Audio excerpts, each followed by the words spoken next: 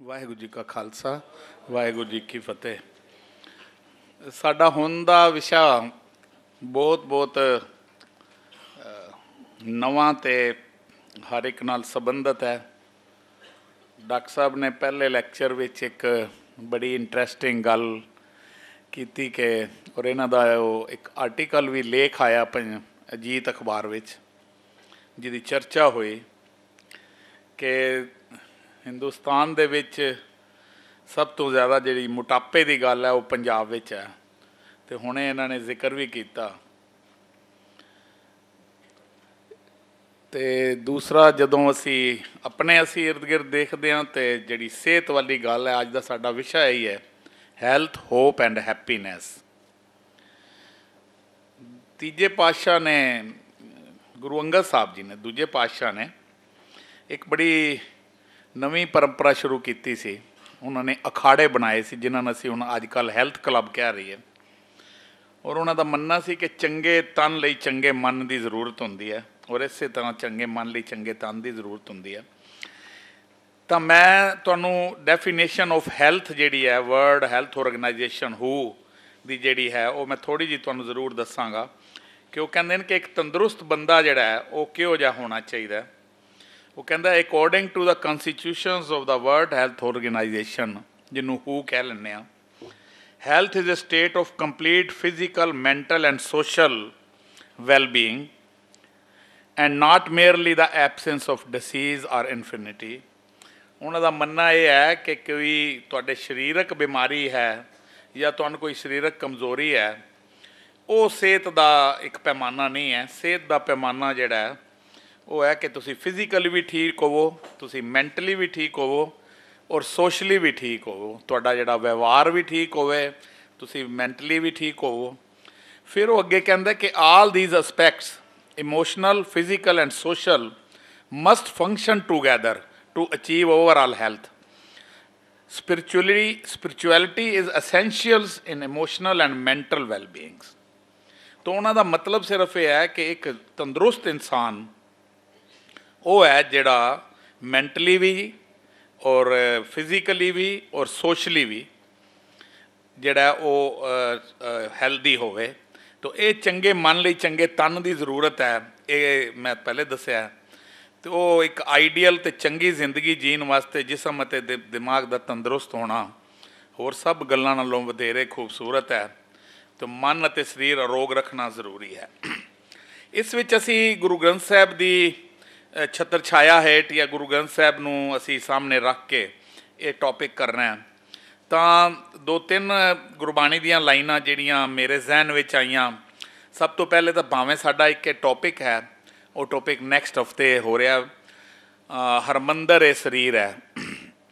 ਤਾਂ ਇੱਕ ਤਾਂ ਇਹ ਹੈ ਕਿ ਜੇ ਸਰੀਰ ਜਾਂ ਇਸ ਬਾਡੀ ਨੂੰ ਹਰਮੰਦਰ ਕਿਹਾ ਗਿਆ, ਤਾਂ ਸਾਨੂੰ ਇਸ ਬਾਡੀ ਦੀ ਜਿਹੜੀ ਕੇਅਰ ਹੈ ਸਾਨੂੰ ਬਹੁਤ ਚੰਗੀ ਤਰ੍ਹਾਂ ਕਰਨੀ ਚਾਹੀਦੀ ਹੈ। ਔਰ ਗੁਰਬਾਣੀ ਦੇ ਵਿੱਚ ਇੱਕ ਬੜੀ ਹੀ ਖੂਬਸੂਰਤ ਲਾਈਨ ਹੈ, ਖਾਇਆ ਮੈਲ ਵਧਾਇਆ ਦੋਪੇ ਘਰ ਕੀ ਹਾਨ, ਕਿ ਬਾਈ ਈਟਿੰਗ ਮੋਰ ਮੈਨ ਇਨਕਰੀਜ਼ਿਜ਼ ਦਾ ਫਿਲਥ। ਗੰਦਗੀ ਮੈਲ ਵਧਾਉਂਦਾ। ਤਾਂ ਇਸ ਲਈ ਅਸੀਂ ਇਹ ਜਿਹੜੀ ਗੱਲ ਕੀਤੀ ਹੈ। ਮੈਂ ਇੱਕ ਗੱਲ ਜ਼ਰੂਰ ਇੱਥੇ ਕਹਾਂਗਾ, ਸਾਡੇ ਵਿੱਚ ਡਾਕਟਰ ਕਾਲੜਾ ਸਾਹਿਬ ਬੈਠੇ ਨੇ, ਜਿਹੜੇ ਹਾਰਟ ਸਪੈਸ਼ਲਿਸਟ ਨੇ, ਇੱਥੇ ਬੰਗਲਾ ਸਾਹਿਬ ਵੀ ਬੈਠਦੇ ਨੇ। ਮੈਂ ਇਹਨਾਂ ਨਾਲ ਜਦੋਂ ਇਹ ਮੇਰੇ ਕੋਲ ਇਸ ਕੋਰਸ ਦੇ ਵਿੱਚ ਰਜਿਸਟਰਡ ਹੋਣ ਲਈ ਆਏ ਅਤੇ ਸਾਡਾ ਕਾਫੀ ਵਿਚਾਰ ਹੋਇਆ, ਅਤੇ ਇਹਨਾਂ ਨੇ ਮੈਨੂੰ ਇੱਕ ਗੱਲ ਦੱਸੀ, ਮੈਂ ਤੁਹਾਡੇ ਨਾਲ ਉਹ ਜ਼ਰੂਰ ਸ਼ੇਅਰ ਕਰਾਂਗਾ ਕਿ ਗੁਰਬਾਣੀ ਜਾਂ ਪ੍ਰੇਅਰ ਜਾਂ ਉਸ ਦਾ ਪਰਮਾਤਮਾ ਦਾ ਨਾਮ ਸਿਮਰਨ ਕਿਸ ਤਰ੍ਹਾਂ ਸਾਡੀ ਸਿਹਤ ਲਈ ਬਹੁਤ ਵਧੀਆ ਹੈ ਜਾਂ ਅੱਛਾ ਹੈ।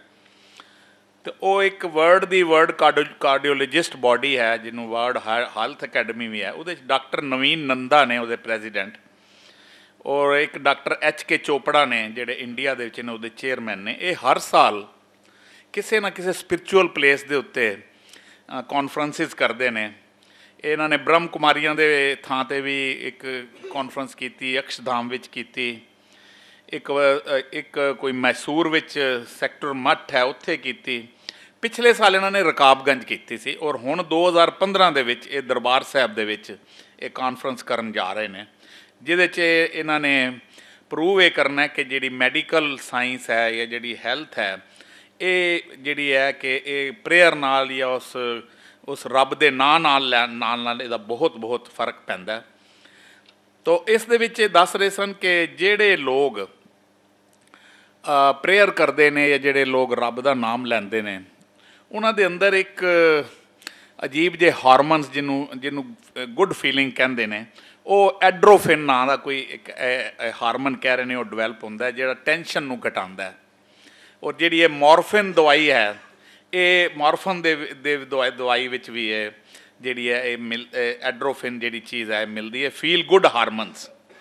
तो ये मैडिकली जिहड़ी चीज़ है ये हो चुकी है एक तो प्रूफ। दूसरी गल एक इस बारी दा बॉम्बे तो छपदा है मैगजीन लाइफ पॉजिटिव उस मैगजीन दे विच इस बारी सारे दे सारे जिन्ने भी उहदे च आर्टिकल ने वो हैल्थ नाल संबंधित ने।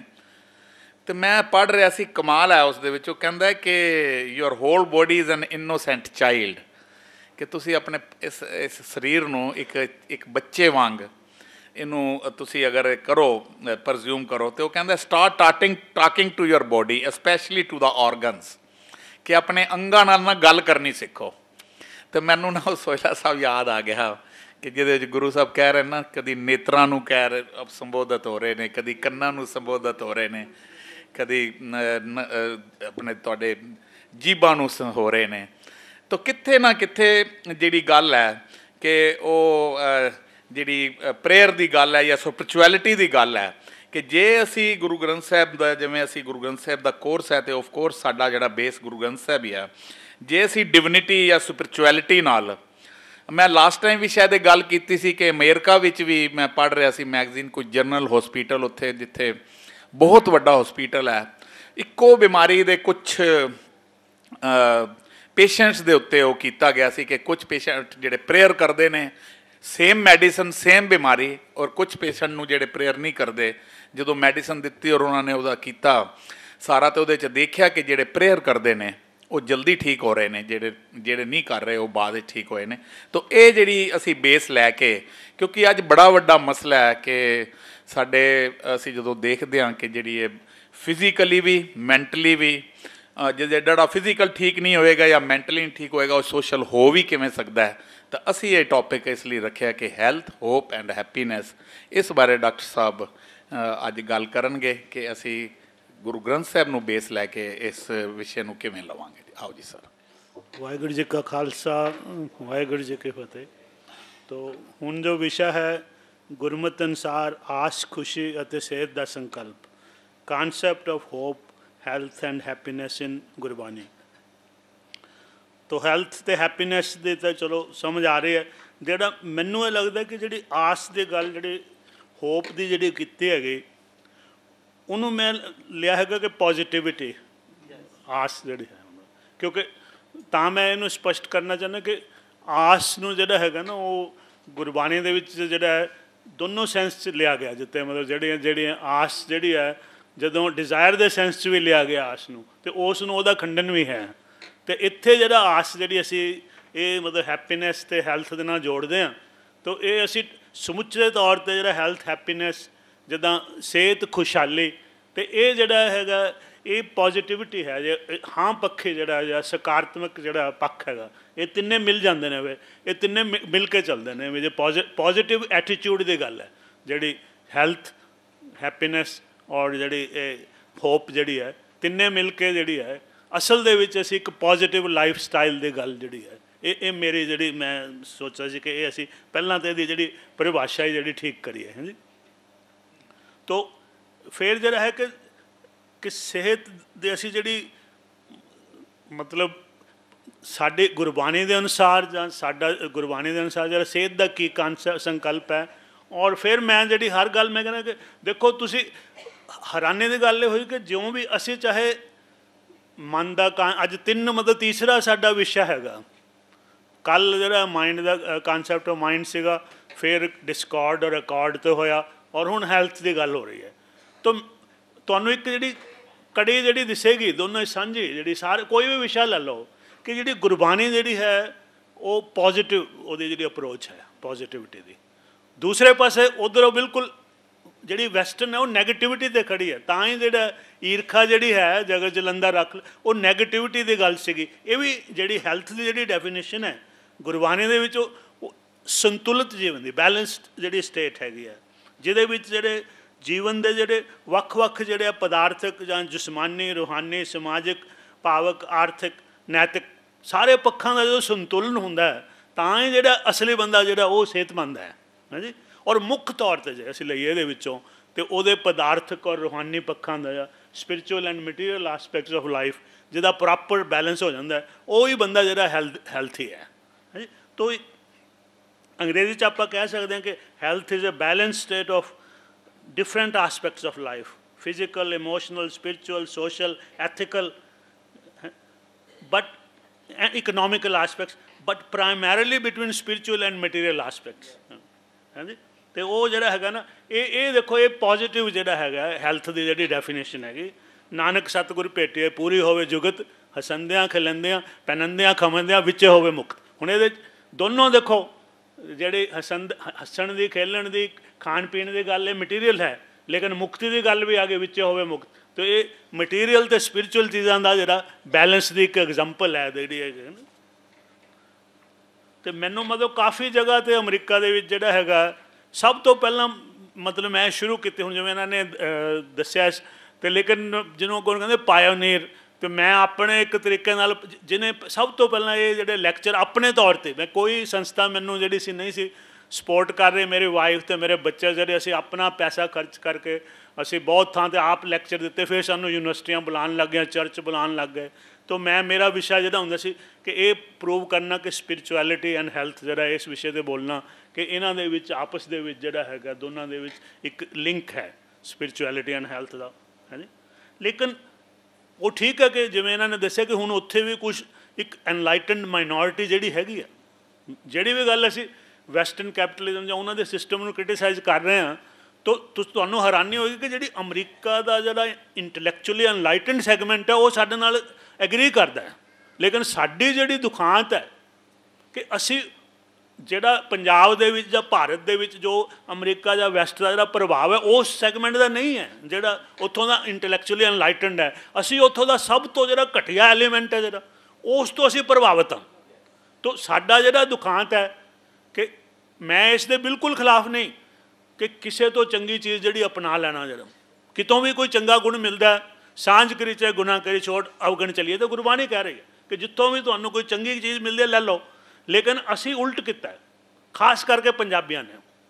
ਅਸੀਂ ਜੋ ਸਾਡੇ ਆਪਣੇ ਜਿਹੜੇ ਟ੍ਰੈਡੀਸ਼ਨ ਦੇ ਵਿੱਚ ਆਪਣੇ ਵਿਰਸੇ ਦੇ ਵਿੱਚ ਜੋ ਚੰਗੀਆਂ ਚੀਜ਼ਾਂ ਸੀ ਉਹ ਛੱਡਤੀਆਂ, ਮਾੜੀਆਂ ਰੱਖੀਆਂ, ਔਰ ਉਹਨਾਂ ਦੀਆਂ ਵੀ ਜਿਹੜੀਆਂ ਮਾੜੀਆਂ ਜਿਹੜੀਆਂ ਨੇ ਉਹ ਅਪਣਾ ਲਈਆਂ। ਤਾਂ ਅਸੀਂ ਮਤਲਬ ਚਾਹੀਦਾ ਤਾਂ ਅਸੀਂ ਕਿ ਆਪਣੀਆਂ ਚੰਗੀਆਂ ਰਿਟੇਨ ਕਰਦੇ, ਦੂਜਿਆਂ ਦੀਆਂ ਚੰਗੀਆਂ ਅਪਣਾਉਂਦੇ, ਲੇਕਿਨ ਅਸੀਂ ਬਿਲਕੁਲ ਉਲਟ ਕੀਤਾ, ਆਪਣੀਆਂ ਚੰਗੀਆਂ ਛੱਡੀਆਂ ਅਤੇ ਉਹਨਾਂ ਦੀਆਂ ਮਾੜੀਆਂ ਅਪਣਾਈਆਂ। ਤਾਂ ਇਹ ਦੁਖਾਂਤ ਹੈ। ਖੈਰ ਲੇਕਿਨ ਜਿਹੜਾ ਉਹ ਵੈਸਟਰਨ ਐਨਲਾਈਟਨਡ ਜਿਹੜਾ ਸੈਗਮੈਂਟ ਹੈ ਇੰਟਲੈਕਚੁਅਲ, ਉਹ ਤਾਂ ਮੰਨਦਾ ਸਾਡੇ ਨਾਲ ਸਹਿਮਤ ਹੈ ਕਿ ਯੂਨੀਵਰਸਿਟੀਆਂ 'ਤੇ ਬੜੀ ਮੇਰੀ ਗੱਲ ਤੋਂ ਸਪਿਰਿਚੁਅਲਿਟੀ ਹੈਲਥ 'ਤੇ ਬੜਾ ਹੀ ਸਾਨੂੰ ਅੱਛਾ ਰਿਸਪੌਂਸ ਮਿਲਿਆ। ਲੇਕਿਨ ਆਮ ਜਿਹੜੀ ਪ੍ਰਚਲਿਤ ਜਿਹੜੀ ਉੱਥੇ ਹੈਗੀ ਉਹ ਡੈਫੀਨੇਸ਼ਨ ਜਿਹੜੀ ਹੈਲਥ ਦੀ ਹੈ ਉਹ ਹੈ ਐਬਸੈਂਸ ਆਫ ਡਿਜ਼ੀਜ਼। ਹੁਣ ਦੇਖੋ ਇਹ ਹੈ ਨੈਗੇਟਿਵਿਟੀ, ਬਿਮਾਰੀ ਨਾ ਹੋਣਾ, ਇਹ ਸਿਹਤ ਹੈ। ਇਹ ਸਿਹਤ ਨਹੀਂ ਹੈ। ਕਿੱਥੇ ਗੁਰਬਾਣੀ ਦੇ ਵਿੱਚ ਇੱਕ ਮਤਲਬ ਪੋਜ਼ੀਟਿਵ ਹੈ ਕਿ ਬੰਦੇ ਦਾ ਇੱਕ ਸੰਤੁਲਿਤ ਜੀਵਨ ਹੈ, ਇੱਕ ਪੋਜ਼ੀਟਿਵ ਲਾਈਫ ਸਟਾਈਲ ਹੈ, ਹੈਲਦੀ ਲਾਈਫ ਸਟਾਈਲ ਹੈ। ਦੂਸਰੇ ਪਾਸੇ ਇੱਕ ਨਾ ਤੋਂ ਹੀ ਗੱਲ ਸ਼ੁਰੂ ਹੋ ਰਹੀ ਹੈ ਬਿਮਾਰੀ ਨਾ ਹੋਣਾ, ਇਹ ਨੈਗੇਟਿਵਿਟੀ ਅਪਰੋਚ, ਨੈਗੇਟਿਵਿਟੀ ਦੀ ਅਪਰੋਚ ਹੈਗੀ ਆ। ਤੋ ਪਰ ਲੇਕਿਨ ਇੱਕ ਗੱਲ ਜ਼ਰੂਰ ਹੈ ਗੁਰੂ ਗ੍ਰੰਥ ਸਾਹਿਬ ਦੇ ਵਿੱਚ ਕਿ ਬੇਸ਼ੱਕ ਦੋਨਾਂ ਦਾ ਜਿਹੜਾ spiritual and material aspect the balance ਕਰਨ ਦੀ ਗੱਲ ਕਹੀ ਹੈ, ਲੇਕਿਨ ਗੁਰਬਾਣੀ ਇਸ ਗੱਲ 'ਤੇ ਹੈ ਕਿ ਜਿਹੜਾ ਆਧਾਰ ਹੈ ਜੀਵਨ ਦਾ ਉਹ ਸਪਿਰਿਚੁਅਲ ਹੈ। ਕਿ ਮਨੁੱਖੀ ਜੀਵਨ ਦਾ ਜਿਹੜਾ ਆਧਾਰ ਹੈ ਕਿ ਨਾਮ ਨੂੰ ਆਧਾਰ ਕਿਹਾ ਗਿਆ। ਨਾਮ ਕੀ ਹੈ? ਸਪਿਰਿਚੁਅਲ ਐਨਲਾਈਟਨਮੈਂਟ। ਤਾਂ ਇਹਦਾ ਮਤਲਬ ਹੈ ਕਿ ਜਿਹੜੀ ਚੀਜ਼ ਹੈ, ਕਿਉਂਕਿ ਜਿਵੇਂ ਆਪਾਂ ਮਨੁੱਖੀ ਰਿਸ਼ਤਿਆਂ ਦੀ ਗੱਲ ਕੀਤੀ, ਗੁਰੂ ਸਾਹਿਬ ਕਹਿ ਰਹੇ ਨੇ ਕਿ ਉਹ ਧਨ ਪੇਰੇ ਨਾ ਆਖੇ ਬਹਿਨ ਇਕੱਠੇ ਹੋਏ ਦੇ ਵਿੱਚ ਵੀ ਜੇ ਮਨੁੱਖੀ ਰਿਸ਼ਤਿਆਂ ਦਾ ਆਧਾਰ ਜਿਹੜਾ ਹੈ ਉਹ ਬਹਿਨ ਇਕੱਠੇ ਹੋਏ ਨਾਲ ਨਹੀਂ ਹੁੰਦਾ, ਫਿਜ਼ੀਕਲ ਨਹੀਂ ਹੈ, ਆਧਾਰ ਜਿਹੜਾ ਸਪਿਰਿਚੁਅਲ ਹੈ। ਇਸੇ ਤਰ੍ਹਾਂ ਜੇ ਹੈਲਥ ਵੀ ਹੈ, ਚਾਹੇ ਕੋਈ ਜੀਵਨ ਦਾ ਆਸਪੈਕਟ ਹੈ, ਅਤੇ ਉਹ ਜਿਹੜਾ ਹੈ ਨਾਮ ਨੂੰ ਜਿਹੜਾ ਹੈ ਗੁਰੂ ਸਾਹਿਬ ਨੇ ਇਹ ਆਧਾਰ ਮੰਨਿਆ ਹੈ ਕਿ ਨਾਮ ਜਿਹੜਾ ਇਹਦੇ 'ਤੇ ਹੀ सारी चीज़ जिहड़ी खड़ी है वो उत्थे ही है। जिस तरह के जिहड़ा गुरु साहब ने कहा धौल धर्म दया का पूत संतोख थाप जिन रखिया सूत, कि जे सृष्टि भी कायम है तो किहदे सिर ते? जिहड़ा धौला बल्द हैगा उहदे दो सिंह किहड़े ने? दया ते धर्म। उन्हां दे उत्ते जिहड़ी है सृष्टि जिहड़ी कायम है, ये वो स्पिरिचुअल आसपैक्ट ने दोनों ही, दया और धर्म। जिहड़ा सृष्टि भी उहदे ते कायम है, मनुख भी जिहड़ा जे वो खड़ा है तो उहदा जिहड़ा जे असीं कहीए स्पिरिचुअल जां धर्म है, धर्म स्पिरिचुअलिटी वो आधार है। धर्म नूं जिहड़ा जीवन का जिहड़ा है आधार जिहड़ा मन्निया गया।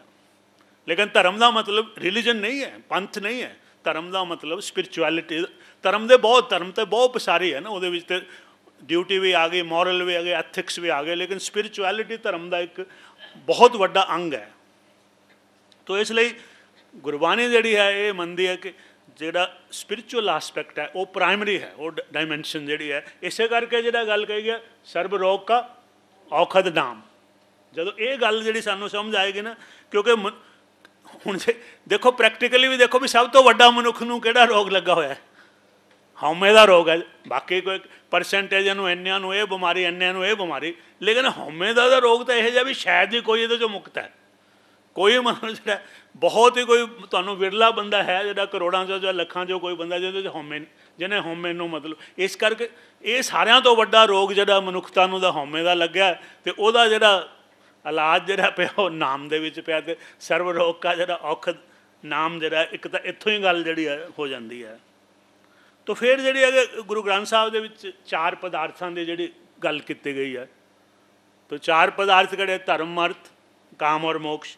हुण जिहड़े काम और मोक्ष जिहड़े मतलब अर्थ और काम जिहड़े है इकनॉमिक्स एंड पैशनस जिहड़े ये दुनियावी गल्लां ने, मतलब इहनूं पिरिया आपां जिहड़ी दुनिया नाल सानूं जोड़दे आ। ते जिहड़े धर्म ते मोक्ष वो स्पिरिचुअल हैगे, वो मटीरियल ने। जिहड़े काम और अर्थ जिहड़े है वो पिरिया ते ये श्रिया जिहड़े स्पिरिचुअल है। लेकिन हुण इत्थे भी उही गल आ गई कि जे ये नहीं हो सकता कि श्रिया के उपर पिरिया भारू हो गया। जे धर्म और मोक्ष के उपर काम ते जिहड़ा हैगा अर्थ भारू हो गए, फिर जिहड़ा मनुख हैल्दी नहीं हो सकता, क्योंकि उल्ट तुसी कर दिता। जो गुरबाणी का सुने यही है कि ethics have to be above economics. जदों हुण अज दी की जिहड़ी मोटे तौर पर आपां देखदे हां, जिहड़ा जिहदी असीं गल कर रहे हैं, वैसटर्न कैपिटलिस्ट सिस्टम ने की कीता है कि हज़ारां सालां दा जिहड़ा मनुख दा तजर्बा सी ते उहने ये कढिया कि ethics should be above economics. Ethics ही धर्म। हुण साडे जिहड़ा है जिद्दां गुरु साहब ने कहा धौल धर्म दया का पूत संतोख थाप जिन रखिया सूद, धर्म नूं जिहड़ा है मन्निया आधार जिहड़ा है। तो 10वें पातशाह ने भी कहा यही काज तरा हम जन्म समझ लो सब साधु, धर्म चलावन संतो बावन दुष्ट सबन को मूल पारन। हमें काज जगत में आए धर्म हेतु गुरुदेव पठाए। तो धर्म नूं हमेशा जिहड़ा है प्राइमरी आसपैक्ट मन्निया जिहड़ा एथिक्स नूं इकनॉमिक्स तो उपर रखा गया। तो हुण जिहड़ा ये वैसटर्न कैपिटलिस्ट ने जिहड़ा हज़ारां सालां दा मनुख दा तजर्बा, ये 2 सदियां च इन्ने सियाणे हो गए, कहंदे नहीं नहीं ये गलत है, इकनॉमिक्स जिहड़ी है एथिक्स तो उपर होनी चाहिए है। और जो उन्हां दा नतीजा हुण साडे सारियां दे सामने आ रहा है। और आ हुण तुसीं ये देख लेना कि 2050 इस सदी के मिडल दे विच जाके ये फिर जिहड़ी इक्वेशन जिहड़ी है उत्थे ही चली जाएगी जो इत्थे जिथे होनी चाहिए है। कि जिहड़े लोग इस यकीन रखते सी कि इकनॉमिक्स नूं एथिक्स तो अबव कर लांगे, उन्हां दा विनाश जिहड़ा निश्चित है। ये जिहड़ा है ये तो ये है कि जिहड़ा जिहड़े चारे पक्ष जिहड़े है उन्हां दा विच जिहड़ा संतुलन है वो है सेहत जिहड़ा हैल्दी। लेकिन उहदे विचों भी जिहड़ा है जिद्दां धर्म अर्थ काम और मोक्ष दे विच जिहड़ा है उहदे विचों भी जिहड़े स्पिरिचुअल ने जिहड़े 2 धर्म और जिहड़े मोक्ष वाले पक्ष ने वो हमेशा, क्योंकि जिहड़े दूजे 2 ने वो थल्ले से लोअर सेंटर चों निकल रहे हैं, वो हायर सेंटर चों निकल रहे हैं। तो वो ऑर्डर जो कुदरत ने बनाया है, उपरली चीज़ नूं उपर रखो, थल्ले वाले नूं थल्ले रखो। बंदे नूं ये किया कि असीं चक के उहनूं पुट्ठा कर दईए, जो कि होया है सिविलाइजेशन सोक अखौती सभ्यता के नाँ ते असीं कुदरत का जिहड़ा ऑर्डर सी उसनूं असीं पुट्ठा कर दिता हैगा। तो गुरबाणी जिहड़ी है कुदरत नाल हारमोनी वाला फलसफा, इस करके वो कुदरती जो कुदरत ने ऑर्डर बनाया वो कहते यही ठीक है, जो नेचर ने सानू बनाया जिस ऑर्डर च होना चाहिए सी वो परमात्मा जिहड़ा जो उन्हें किया ठीक किया है। तो गुरु ग्रंथ साहब नूं मतलब जिहड़ा कंप्रीहेंसिव फिलॉसफी ऑफ लाइफ जिहड़ी है समुची जीवन जाच जिहड़ा है ये सानू जिहड़ा है समझना चाहिए। तो उहदे विच जिहड़ा है सब तो ਜ਼ਰੂਰੀ ਚੀਜ਼ ਜਿਹੜੀ ਹੈ ਹੈਲਥ ਲਈ, ਹੈਪੀਨੈਸ ਲਈ ਜਾਂ ਪੋਜ਼ਿਟਿਵਿਟੀ ਲਈ ਕੀ ਹੈ? Healthy life style. ਉਸ ਤੋਂ ਬਿਨਾਂ ਜਿਹੜਾ ਹੈ ਕੋਈ ਵੀ ਇਲਾਜ ਦੋ ਬਾਕੀ ਇਲਾਜ ਜਿਹੜੇ ਨੇ ਉਹ ਹੈਲਦੀ ਲਾਈਫ ਸਟਾਈਲ ਨੂੰ ਨਹੀਂ ਰਿਪਲੇਸ ਕਰ ਸਕਦੇ। ਤੁਸੀਂ ਜਿਹੜਾ ਜਿੰਨੀਆਂ ਮਰਜ਼ੀ ਦਵਾਈਆਂ ਬਣਾ ਲਓ ਕਿ ਜਿਹੜੀ, ਲੇਕਿਨ ਜਿੰਨਾ ਚਿਰ ਤੁਹਾਡਾ ਜੀਵਨ ਸਟਾਈਲ ਜਿਹੜਾ ਹੈ ਹੈਲਦੀ ਲਾਈਫ ਸਟਾਈਲ ਹੈਲਦੀ ਨਹੀਂ ਹੈਗਾ, ਤੁਸੀਂ ਹੈਲਦੀ ਨਹੀਂ ਹੋਗੇ। ਇਹ ਇੱਕ ਦਾਅਵੇ ਵਾਲੀ ਜਿਹੜੀ ਗੱਲ ਹੈ ਕਿ ਇਹ ਫਾਊਂਡੇਸ਼ਨ ਹੈ। ਤੋ ਇਹਦੇ ਵਿੱਚ ਕਿਹੜੇ ਐਲੀਮੈਂਟ ਨੇ ਜਿਹੜੇ ਹੈਲਦੀ ਲਾਈਫ ਸਟਾਈਲ ਦੇ ਵਿੱਚ? ਸਬਰ, ਸੰਤੋਖ, ਸੰਜਮ, ਇਹ ਜਿਹੜੀਆਂ ਨੇ ਚੀਜ਼ਾਂ ਜਿਹੜੀਆਂ ਬੰਦੇ ਨੂੰ ਜਿਹੜੀਆਂ ਹੈਲਦੀ ਲਾਈਫ ਸਟਾਈਲ ਦੇ ਵੱਲ ਜਿਹੜੀਆਂ ਲੈ ਕੇ ਜਾਂਦੀਆਂ। ਤੋ ਗੁਰਬਾਣੀ ਕਹਿੰਦੇ ਕਿ ਜੇ ਇਹ ਨਹੀਂ ਚੀਜ਼ਾਂ ਹੈਗੀਆਂ ਫਿਰ ਤੁਹਾਡੀ ਲਾਈਫ ਜਿਹੜੀ ਹੈ ਫਜ਼ੂਲ ਹੈ। ਬਿਨਾਂ ਸੰਤੋਖ ਨਾ ਕੋ ਰਾਜੇ, ਸੁਪਨ ਮਨੋਰਥ ਬਿਰਥੇ ਸਭ ਕਾਜੇ। ਫਿਰ ਸਾਰੇ ਤੁਹਾਡੇ ਕੰਮ ਫਜ਼ੂਲ ਹੈ ਜਿਹੜੇ ਬੰਦਿਆਂ ਨੂੰ ਇਹ ਸੰਤੋਖ ਨਹੀਂ ਮਿਲਿਆ। ਤੋ ਉਹਦੇ 'ਚ ਵੀ ਹੁਣ ਜਿਹੜੇ ਸੰਤੋਖ ਸ਼ਬਦ ਨੂੰ ਵੀ ਸਮਝਣ ਦੀ ਲੋੜ ਹੈ ਕਿ ਸੰਤੋਖ ਸੈਟਿਸਫੈਕਸ਼ਨ ਤੋਂ ਉੱਪਰਲੀ ਚੀਜ਼ ਹੈ। ਦੋ ਅੰਗਰੇਜ਼ੀ ਦੇ ਸ਼ਬਦ ਨੇ ਨਾ, ਸੈਟਿਸਫੈਕਸ਼ਨ ਐਂਡ ਕੰਟੈਂਟਮੈਂਟ। ਅਤੇ ਜਿਹੜਾ ਸੰਤੋਖ ਜਿਹੜਾ ਇਹ ਕੰਟੈਂਟਮੈਂਟ ਹੈ, ਸੈਟਿਸਫੈਕਸ਼ਨ ਨਹੀਂ ਹੈ। ਜਿੱਦਾਂ ਤੁਸੀਂ ਹੁਣ ਕੋਈ ਬੰਦਾ ਇੰਟਰਵਿਊ ਦੇਣ ਜਾਂਦਾ ਜਾਂ ਇਮਤਿਹਾਨ ਦੇਣ ਜਾਂਦਾ ਅਤੇ ਉਹ ਤੁਹਾਨੂੰ ਸੈਟਿਸਫੈਕਟਰੀ ਲਿਖ ਦਿੰਦੇ ਆ। ਉਹ ਇਹ ਬੜੀ ਵੱਡੀ ਅਚੀਵਮੈਂਟ ਨਹੀਂ ਹੈ ਸੈਟਿਸਫੈਕਟਰੀ। ਮੇਰਾ ਖਿਆਲ ਜੇ ਉਹਨੇ ਪੂਅਰ ਲਿਖ ਲੈਂਦੇ, ਪੂਅਰ ਤੋਂ ਇੱਕ ਡਿਗਰੀ ਉੱਪਰ ਹੈ ਸੈਟਿਸਫੈਕਟਰੀ। ਲੇਕਿਨ ਜਿਹੜਾ ਕੰਟੈਂਟਮੈਂਟ ਹੈ ਦੈਟਸ ਐਨ ਐਕਸਲੈਂਟ, ਜਿਹੜਾ ਹਾਈਐਸਟ ਗ੍ਰੇਡ ਹੈ ਉਹਦੇ ਵਿੱਚ ਜਿਹੜਾ ਹੈਗਾ ਉਹਦੇ ਜਿਹੜਾ ਸਬਰ, ਸੰਜਮ ਜਿਹੜੇ ਉਹ ਸਾਰੇ ਜਿਹੜੀ ਹੈ ਕੰਟੈਂਟਮੈਂਟ ਦੇ ਵਿੱਚ ਇਹ ਸਾਰੀਆਂ ਚੀਜ਼ਾਂ ਜਿਹੜੀਆਂ ਹੈਗੀਆਂ ਉਹ ਸ਼ਾਮਲ ਨੇ। ਮਤਲਬ ਤੋ ਜਿਹੜਾ ਸੰਜਮ ਦਾ ਜਿਹੜਾ ਸਿਹਤ ਨਾਲ ਜਿਹੜਾ ਬਹੁਤ ਵੱਡਾ ਰਿਸ਼ਤਾ ਹੈ। ਕਿ ਸੰਜਮ ਦਾ ਮਤਲਬ ਕੀ ਹੈ ਕਿ ਆਪਣੀਆਂ ਇੰਦਰੀਆਂ ਔਰ ਵਿਕਾਰਾਂ ਦੇ ਉੱਪਰ ਜਿਹੜਾ ਹੈ ਉਹਨਾਂ ਨੂੰ ਆਪਣੇ ਕਾਬੂ 'ਚ ਰੱਖਣਾ। ਜਿਹੜਾ ਕਿ ਹੁਣ ਇਹ ਜਿਹੜੇ ਜਿਸ ਤਰ੍ਹਾਂ ਕਿ ਜਿਹੜੇ ਬੇਸਿਕ ਇੰਸਟਿੰਕਟ ਤੁਹਾਨੂੰ ਮਿਲੇ ਨੇ, ਜਿਹੜੇ ਇੰਦਰੀਆਂ ਵਿਕਾਰਾਂ, ਠੀਕ ਹੈ ਕਿ ਉਹਨਾਂ ਦੀ ਪਰਮਾਤਮਾ ਨੇ ਜੋ ਕੁਦਰਤ ਨੇ ਜੋ ਉਹਨਾਂ ਜਿਸ ਕੰਮ ਲਈ ਦਿੱਤੇ ਨੇ ਉਹਨਾਂ ਦੀ ਵੀ ਕੋਈ ਹੋਂਦ ਹੈ। ਇਹ ਨਹੀਂ ਅਸੀਂ ਕਹਿੰਦੇ ਕਿ ਇਹਨਾਂ ਨੂੰ ਉਹਦੇ ਨਾਲ ਤਿਆਗ, ਗੁਰਬਾਣੀ ਇਹ ਬਿਲਕੁਲ ਨਹੀਂ ਕਹਿੰਦੇ ਕਿ ਇਹਨਾਂ ਨੂੰ ਤਿਆਗ ਦਿਓ ਸਾਰਿਆਂ ਨੂੰ, ਨਹੀਂ। ਉਹਨਾਂ ਨੂੰ ਜਿਸ ਚੀਜ਼ ਲਈ ਬਣੇ ਨੇ ਉਹਨਾਂ ਨੂੰ ਕਰਨ ਦਿਓ। ਪਰ ਇਹ ਜਿਹੜਾ ਹੈ ਉਸ ਨੂੰ ਸੰਜਮ ਦੇ ਵਿੱਚ ਰਹਿ ਕੇ, ਜਿਹੜਾ ਗੱਲ ਤਾਂ ਸੰਜਮ ਦੀ ਹੈ ਕਿ ਉਹ ਕਿਸੇ ਕੰਟਰੋਲ ਦੇ ਵਿੱਚ, ਕਿਉਂਕਿ ਦੇਖੋ ਹੁਕਮ ਦੀ ਜਦੋਂ ਸੰਜਮ ਹੋਏਗਾ ਤਾਂ ਹੁਕਮ ਹੋਏਗਾ, ਕੰਟਰੋਲ ਹੋਏਗਾ, ਕੋਈ ਆਰਡਰ ਹੋਏਗਾ।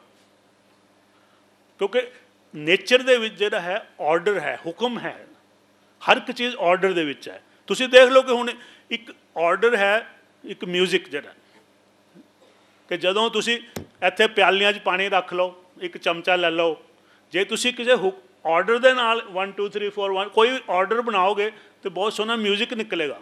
ਅਤੇ ਕਦੀ ਇੱਧਰ ਮਾਰਿਆ, ਕਦੇ ਇੱਧਰ ਮਾਰਿਆ, ਕਦੀ ਇੱਧਰ ਮਾਰਿਆ, ਅਤੇ ਉਹ ਰੌਲਾ ਪਏਗਾ। ਤਾਂ ਇਹ ਜਿਹੜੀ ਚੀਜ਼ ਹੈ ਕਿ ਇੰਦਰੀਆਂ ਦਾ ਵੀ ਜਦੋਂ ਵੀ ਆਰਡਰ ਆਉਂਦਾ ਹੈਗਾ ਅਤੇ ਉਹਦਾ ਮਤਲਬ ਹੁਕਮ ਹੈ, ਉਹ ਨੈਚੁਰਲ ਹੈ। ਤਾਂ ਉਸ ਨੂੰ ਮਤਲਬ ਜਿਹੜੀ ਚਾਹੇ ਉਹ ਵੱਡੀ ਕਾਇਨਾਤ ਦੀ ਗੱਲ ਹੋ ਰਹੀ ਹੈ, ਚਾਹੇ ਤੁਹਾਡੀ ਗੱਲ ਹੋ ਰਹੀ ਹੈ, ਤਾਂ ਇਹ ਜਿਹੜੀ ਚੀਜ਼ ਹੈ ਕਿ ਇਹਨੂੰ ਵੀ ਹੁਕਮ ਸਮਝਣਾ ਚਾਹੀਦਾ ਹੈ। ਆਰਡਰ ਜਿਹੜਾ ਹੈਗਾ ਇਹ ਤਾਂ ਹਾਂ, ਜਿਹੜੀ ਪ੍ਰੋਪਰ ਆਰਡਰ ਜਿਹੜਾ ਹੈਗਾ ਕਿ ਇੰਦਰੀਆਂ ਜਿਹੜੀਆਂ ਨੇ ਇਹ ਸਾਡੀ ਚੇਤਨਾ ਦੇ ਵਸ ਦੇ ਵਿੱਚ ਹੋਣ। ਇਹ ਨਹੀਂ ਕਿ ਚੇਤਨਾ ਸਾਡੀ ਜਿਹੜੀ ਇੰਦਰੀਆਂ ਦੇ ਵਸ ਚਲੀ ਗਈ ਹੈ, ਇਹਦਾ ਮਤਲਬ ਫਿਰ ਗੜਬੜ ਹੋ ਗਈ, ਫਿਰ ਰੌਲਾ ਪਏਗਾ, ਫਿਰ ਉਹਦੇ ਵਿੱਚੋਂ ਕੋਈ ਸੋਹਣੀ ਚੀਜ਼ ਨਹੀਂ ਨਿਕਲੇਗੀ, ਆਰਡਰ ਡਿਸਆਰਡਰ ਹੋਏਗਾ ਫਿਰ।